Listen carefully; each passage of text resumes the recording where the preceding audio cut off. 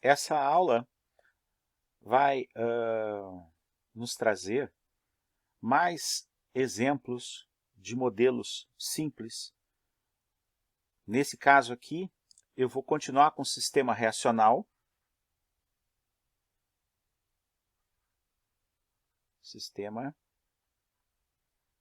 com reações químicas, isotérmico, em batelada. Para facilitar, eu vou pegar um exemplo bem simples. Eu tivesse aqui um sistema que fosse um sistema líquido, perfeitamente agitado. Aqui eu tenho as espécies A e B, e elas podem produzir C e D. Mas para tornar o caso mais genérico, eu vou considerar uma reação assim, por exemplo.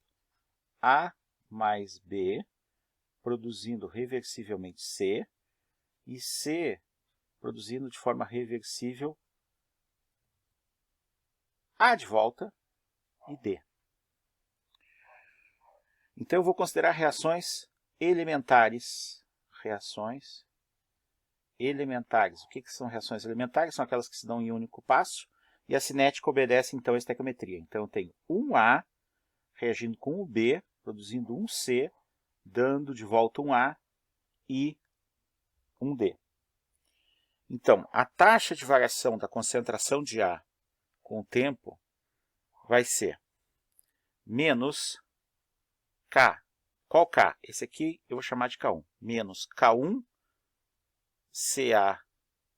CaCb, porque A é consumido nessa reação, e é consumido aqui também. Essa aqui eu vou chamar de K2, essa aqui eu vou chamar de K3 e essa aqui eu vou chamar de K4. Então, cada reação química em cada sentido tem uma constante cinética específica. A constante cinética daqui, dessa reação direta, é K1, a reação inversa é K2. Quando C se decompõe em A e D, a reação direta é K3, a reação inversa é K4. Então, vai ser menos K1Cb. A também é consumido na reação... A é devolvido na reação inversa, aqui, da decomposição C, mais K2Cc. O A é produzido na reação de decomposição do C aqui, mais K3Cc. E A é consumido na reação 4, a inversa da segunda reação reversível, menos K4CaCd. A mesma coisa vale para o B. Eu vou fazer dCb dt igual. Com respeito à reação 1, tranquilo, menos K1 CaCb.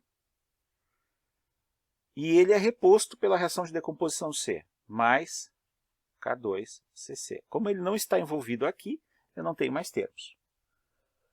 dCc dt vai ser igual a mais K1CaCb menos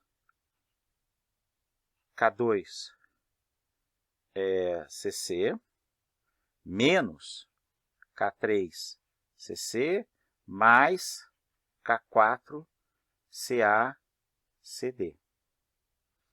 E a equação do D fica dCd dt igual a mais K3Cc menos K4CaCd.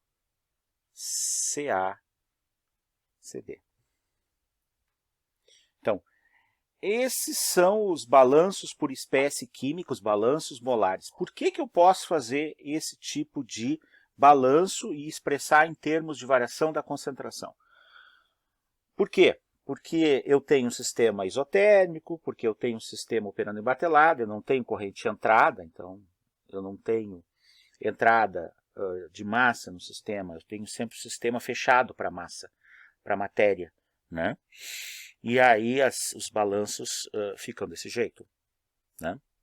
Se eu tiver as concentrações iniciais, o Ca no instante 0, o Cb no instante 0, o Cc no instante 0 e o Cd no instante 0, eu posso, usando o método de Euler simples, simular esse sistema, né? Então, vai ser o que eu vou fazer agora usando o Scilab.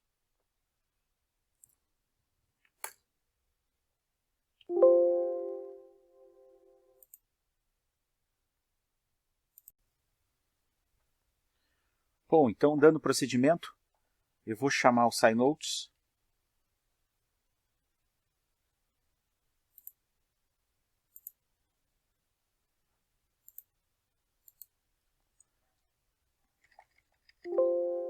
Então, dando prosseguimento, eu abri o Scilab e agora eu vou chamar o SciNotes, o editor de texto. Vou colocar as duas linhas iniciais, clear e CLC. Clear para limpar a memória.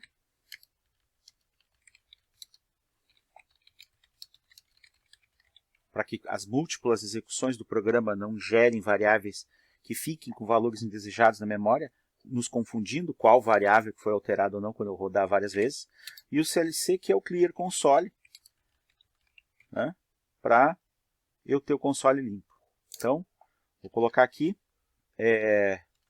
secção de inicialização de variáveis. Então, eu preciso inicializar as variáveis. Eu vou colocar aqui a concentração inicial de A vale, pode ser 2 mol por litro. Concentração de B, 2 também. Vou trabalhar com CC e CD 0 de início. Então, concentração de C igual a 0. Observe o que vai acontecer quando eu fizer CD igual a 0. O D ficou com a cor diferente, o CD ficou com a cor diferente. Por quê? Porque CD é uma palavra reservada. CD é o comando Change Director, né, em muitos sistemas operacionais, no DOS, no Linux. E CD também troca o diretório dentro do Scilab. Então, para evitar isso, eu vou colocar aqui CDD. Dupliquei. Viram que agora ficou o nome, o nome da variável ali ficou em letra preta, né? Bom, eu vou ter K1, vou chutar um valor, vou arbitrar um valor 0.01, K2 igual a 0.005, K3 igual a 0.001 e K4 igual a 0.0005. Né? Vai ter um sentido de por que eu fiz isso. Né?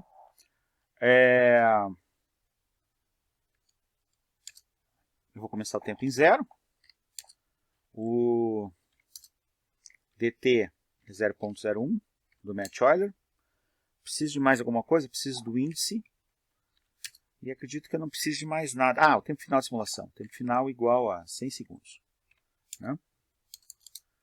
Então, enquanto tempo for menor que t final. Então, aqui eu vou começar com seção de cálculo de derivadas. Né?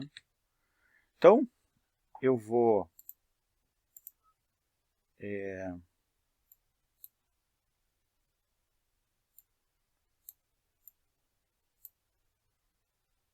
tentar dividir a tela aqui. Né?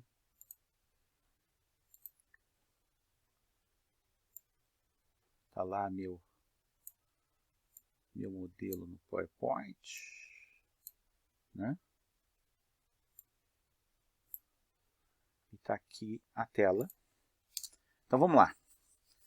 dCA dt igual menos K1 vezes CA vezes CB mais K2 vezes CC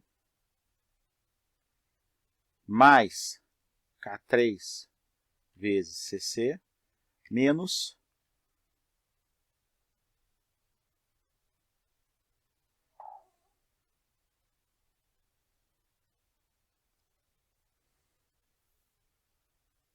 K4CACD. K4CACD. Como aqui eu troquei o nome da variável por causa que CD fica em azul, porque ele é uma palavra reservada, eu botei o D duplicado. Né? DCB-DT recebe menos K1 vezes CA vezes CB, mais K2 vezes CC. DCC-DT recebe K1 CA CB, K1 CA CB, menos K2 CC, menos K3 CC, mais K4 CA CDD. E agora DCD-DT, que é a taxa de variação da concentração de D com o tempo, né? Aproximada pelo método numérico. Mais, não preciso do mais, K3 CC menos K4 CA CD. Aqui CDD, porque senão eu tenho aquele problema. Então essa é a minha seção de cálculo de derivadas, né? Eu vou trocar aqui o nome, vou botar aqui dentro, para ficar mais explícito isso. Né? Agora eu não preciso mais do PowerPoint. Vou maximizar isso aqui. Isso aqui eu vou tirar daqui. E aí o que eu vou ter? Agora eu vou ter seção do método numérico de Euler. Então vamos lá. O que eu vou ter? CA passa a ser o CA calculado no passo anterior, mais DCA-DT vezes DT. CB passa a ser CB mais DCB-DT vezes DT. CC passa a ser CC mais DCC-DT vezes DT. E CDD recebe CDD mais DC DT vezes DT. Bom, assim, o que eu tenho? Eu tenho o match Euler aplicado para as concentrações. Do mesmo jeito que eu fiz antes, né, eu vou passar as variáveis para vetor. Então, vetorizando, o que eu vou ter? Eu vou ter que CA índice I recebe CA. CB índice I recebe CB. CC índice I recebe CD. D. Sempre tem esse problema com D, né?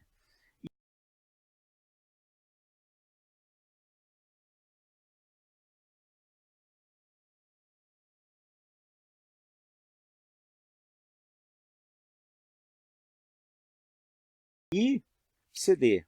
CD, índice I, recebe CDD. Né? Agora, eu vou fazer que tempo, vetor tempo, índice I, recebe o tempo, acrescento o tempo passa a ser tempo mais dt, faço que I passa a ser I mais 1, né? E eu tenho agora a condição para sair do laço.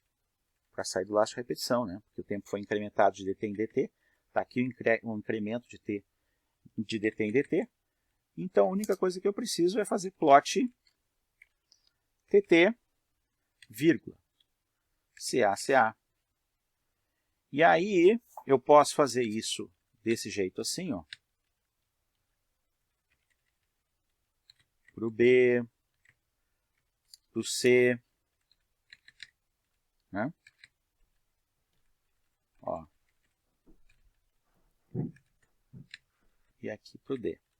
Eu vou ter outra forma de fazer isso com a sintaxe da linguagem de programação. Vou salvar aqui. Mandei salvar. Salvar na área de trabalho, na minha área de trabalho. Nome do arquivo, eu vou chamar de reações múltiplas batelada EBQ pandemia. Porque eu pretendo mandar esse programa para vocês através do Moodle.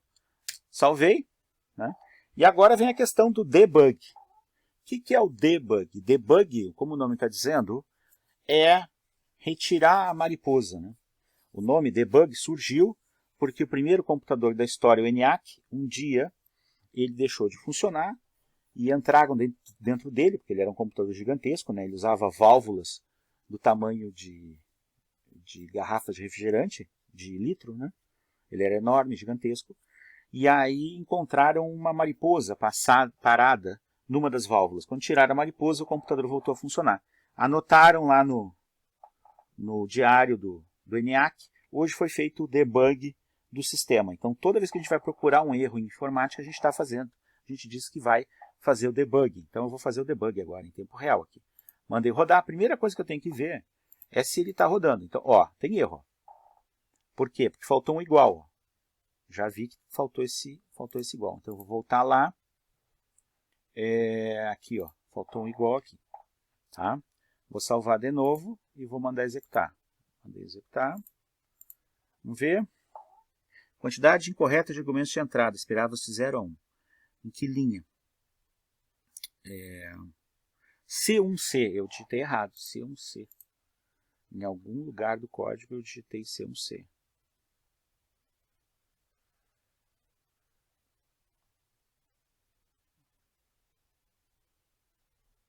Em algum lugar do código. Deixa eu ver.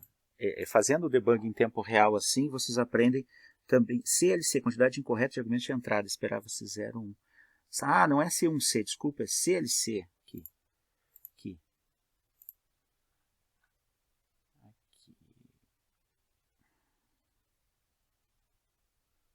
Quantidade incorreta de...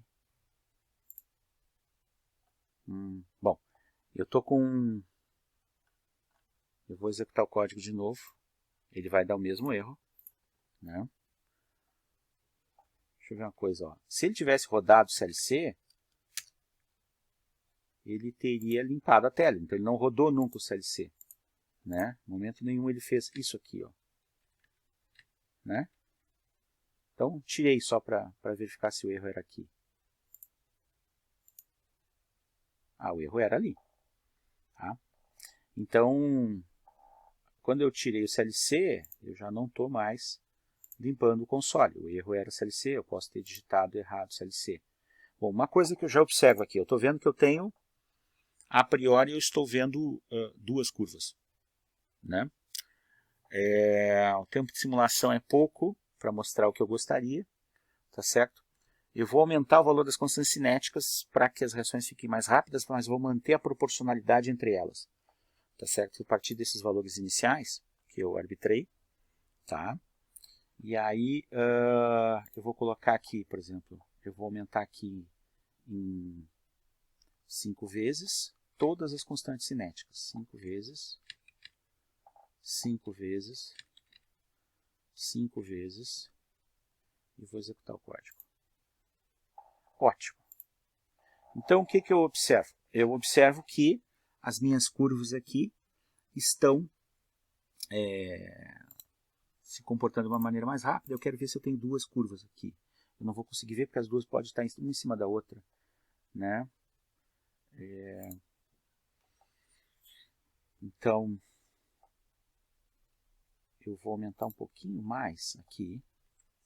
Essas das reações 2 eu vou aumentar por 8 vezes. Então, eu tenho 4 compostos e 3 curvas. Por quê? Porque eu tenho duas taxas que se comportam do mesmo jeito, né? Essas duas curvas aqui são as curvas de A e B, né? E aqui eu tenho a curva que seria de C e D, porque eles que começam em concentração 0, né? Então,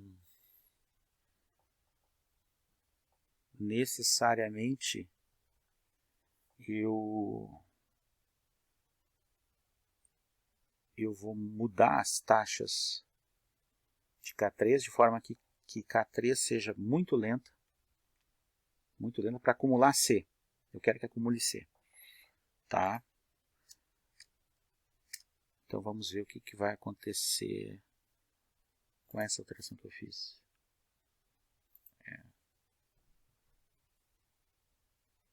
Então, ocorre o consumo, mas a taxa que produz... Eu tenho claramente um erro aqui. O meu balanço material não está fechando.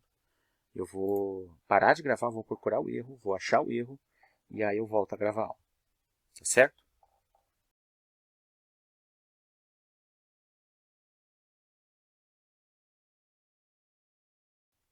Bom, depois de muito procurar o erro, eu descobri que quando eu digitei essa linha aqui, tá, eu repeti ela, eu repeti 2 vezes a atribuição da concentração de D.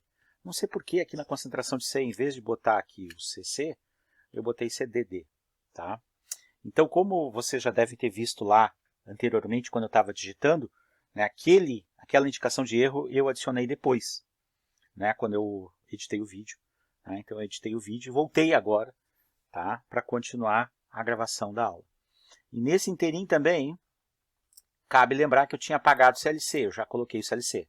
Óbvio que eu já testei o programa para ver se o programa está dando resultados coerentes. Então, eu vou voltar para a situação das constantes iniciais, antes de eu ter multiplicado elas. Tá? Ter mudado a ordem de magnitude. Por que eu quero trabalhar com essa ordem de magnitude? Porque essa aqui é a inversa da primeira, está com metade da constante cinética. Então, a inversa da primeira reação está como metade o valor da constante cinética da primeira. E a mesma coisa para cá. Quando eu rodo o código, eu vejo as 4 curvas. Eu tenho que voltar às concentrações também, porque eu andei mexendo nas concentrações enquanto andei desenvolvendo aqui. Ó. 2, era 2 aqui, 0 para o D, e 0 para o C, 2 para o A, 2 para o B, 0 para o C e 0 para o D. Então, quando eu rodo, o que eu obtenho? Eu obtenho isso aqui. Tá? Eu posso ver que eu tenho os reagentes começando com a concentração alta caindo, os produtos começando de 0. Eu vejo que eu tenho 2 curvas. Se eu der um zoom aqui, ó, vou dar aqui onde elas se cruzam. Tá? Onde elas estão se cruzando aqui, eu vou dar um zoom. Tá? Eu vou ver que eu tenho as curvas. Tá? Eu tenho as curvas. Tá?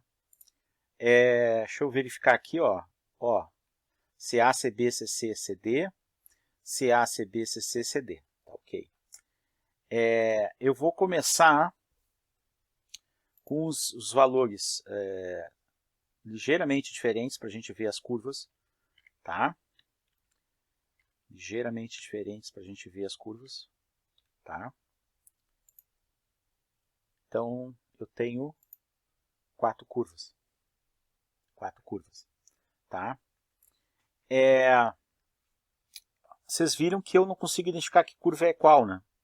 A menos que eu mexa nos valores iniciais. Então, isso aqui faz parte de uma coisa que pode ser considerada de pouca importância ou de muita importância, depende, que está associada a um recurso da linguagem. Então, se eu for lá no console e pedir help plot, tá? Eu vou ver as sintaxes do uso do comando plot, tá? E aí eu vou ver que eu posso graficar várias curvas juntas aqui no exemplo dele, tá? Eu tenho a possibilidade de ver várias curvas juntas, tá certo? Então, eu não preciso de vários comandos plot, eu posso usar essa estrutura aqui, ó, tá? Então, quando eu coloco a abscissa, o vetor das abscissas, vírgula, e as ordenadas separadas assim por espaços dentro de colchetes, eu consigo fazer tudo num comando plot só. Tá? Então, eu vou pegar o meu código, vou fazer uma coisa parecida. Aqui, ó. Então, vou fazer assim, ó. Colchete, CA, CA, CB, CB, CC, CC, CD, CD. Né? Fecha colchetes e vou... Né? Quando eu faço isso, eu continuo tendo as 4 curvas, mas além disso o programa coloriu para mim. Né? Coloriu para mim. Então agora eu tenho como identificar quem é quem. Né? Eu tenho como identificar verde é B, né? E aqui né? E a curva azul é o D. Bom, esse exemplo, ele é um exemplo interessante, por quê? Então, eu vou voltar aqui para o PowerPoint. Tá? Como a gente tem um sistema reversível, né? Eu tenho uma situação que, dependendo dos valores relativos de K1, K2, K2, K3 e K4, eu posso ter acúmulo de C. Né? Então, eu vou passar limpo para a gente rever algumas coisas. Tá? Se eu tenho a reação assim, ó, A mais B, reversível em C, dando C se decompondo em A e D, né? Dependendo da ordem de magnitude dessa reação que produz nesse sentido, que produz C, e desse sentido que consome o C, bem como dessa ordem de magnitude, dessa reação que repõe o C, ou dessa que consome o C, eu vou ter acúmulo de C. Então pode acontecer que eu obtenha um perfil bem interessante, onde as concentrações de A e B caiam e a de C sobe para depois cair. Então vai ser o que eu vou tentar fazer. O que eu estou dizendo é isso aqui. Ó. Vamos imaginar que eu fosse fazer um gráfico. Tá? Das concentrações, que a gente chama de perfil de concentração. Está aqui o tempo. Né? E aqui está as concentrações molares das espécies Ca, Cb, Cc e Cd. Né? Então, eu comecei com A e B com determinado valor, tá certo? E eles estão caindo, tá? Estão caindo. E aí o que eu quero? O que eu quero é que o C comece baixo, suba e depois ele venha a ser consumido. O que vai fazer com que o D seja produzido mais tarde. Tá certo? Então, essa aqui seria a concentração de C e essa aqui é a concentração de D. Vamos ver se eu consigo reproduzir esse efeito usando o simulador. Né? Então, fechar o help, voltar para o código. Então, essa produção aqui eu vou deixar nessa ordem de magnitude. Essa aqui eu vou diminuir mais. A reação 3 eu vou diminuir mais ainda. E a reação 4 eu vou deixar como está a constante cinética. Tá? Deixa eu ver se eu tenho aqui. Deixa eu apagar a janela gráfica. Vou executar, vamos ver se eu consigo. Eu não estou conseguindo, né? Não estou conseguindo. Deixa eu aumentar o tempo de simulação para ver se eu consigo fazer o que eu quero. Vou aumentar 10 vezes agora, vai demorar mais o código para rodar. Vai demorar 10 vezes. Né? Não, continua com o perfil monotônico. Eu não estou conseguindo fazer. Subir aqui. Deixa eu aumentar mais K1 aqui. E vamos ver aqui o que acontece. Né?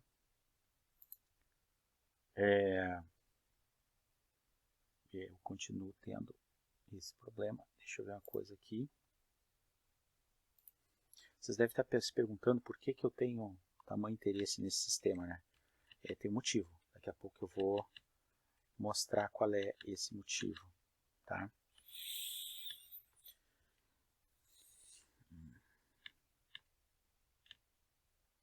Vamos ver.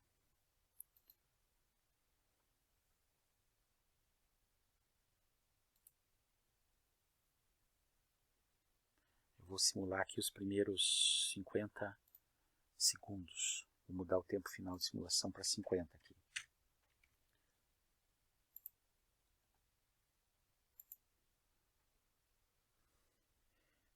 vocês devem ter reparado que C é produzido rapidamente e D só é produzido aqui, ó, né?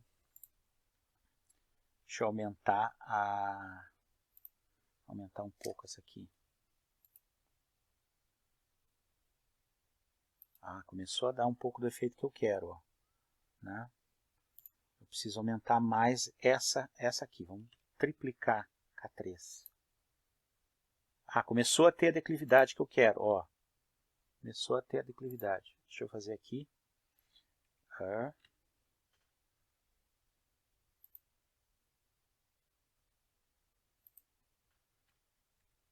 eu ver uma coisa aqui. Se ela for da mesma magnitude que a outra. Se ela ultrapassa. Está cada vez ficando mais pronunciado o efeito que eu quero. Eu vou aumentar ela bem aqui. Vamos ver o que acontece. Ótimo. Então, observem que está acontecendo o que eu falei. Como a curva, essa curva aqui, ó, essas duas aqui são A e B, né? A e B. No caso, quem é A? A é esse aqui que é reposto, ó. O B só é consumido, mas a última reação repõe o A. Tá certo? E aqui eu tenho o C, né, sendo produzido e depois consumido, levemente, dá para ver.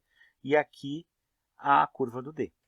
Bom, vamos voltar para o PowerPoint. Se eu pegar e eu fizer uma análise, eu tenho a substância A reage com B, produz C, e C se decompõe devolvendo A e D, né? Ora, eu posso me dar por conta de que esse C aqui, tá, ele é um complexo intermediário. Então, olha só que interessante. Eu podia chamar A de enzima, B de substrato, C de complexo enzima-substrato. Ele é produzido e depois consumido. A é a minha enzima,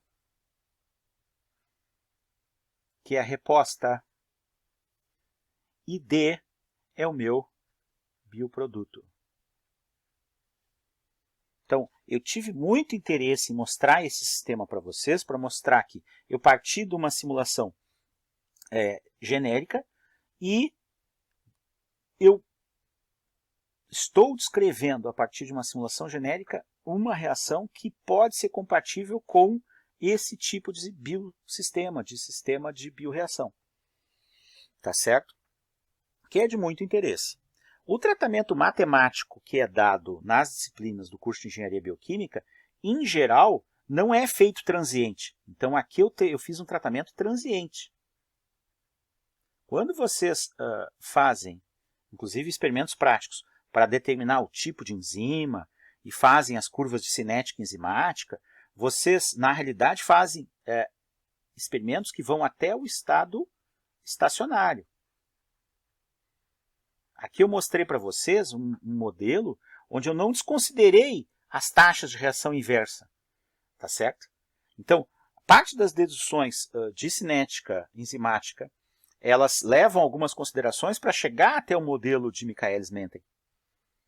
Tá? Mas eu não fiz essas considerações. Eu fiz uma modelagem genérica que não fiz essas considerações para chegar até Michaelis-Menten. Então, o que eu quero deixar nessa aula para vocês é de que... Vamos fazer um resumo aqui, para concluir. Resumo. Primeira coisa que a gente tem que tomar cuidado, tá, é com a questão dos erros em programação. Os erros em programação vão criar o que a gente chama de bugs, né? E eu expliquei antes o que é a história do bug. E esses bugs vão fazer com que eu tenha que fazer o processo de debug. Quando eu estava fazendo o processo de debug, vocês observaram que eu sempre coloquei em dúvida o meu modelo matemático, nunca que eu tinha errado a digitação. Tá certo?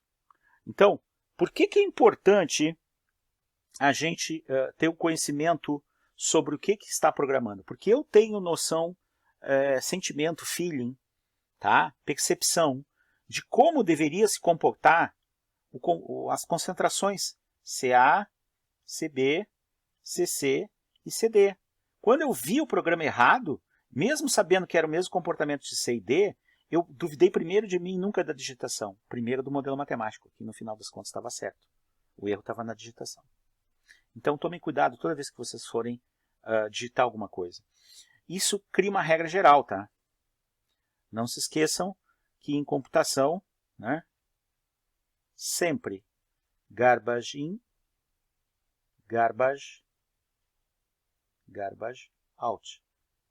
Ou seja, se lixo entra no modelo, lixo sai.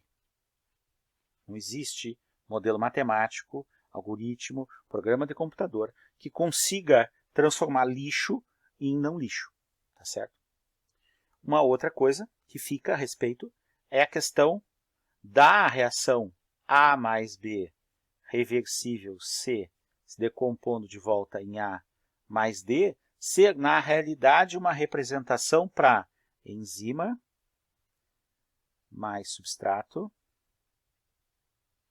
o complexo enzima-substrato, a reposição do catalisador, do biocatalisador enzima e o meu bioproduto. Então, assim, por hoje era isso. Agradeço a atenção.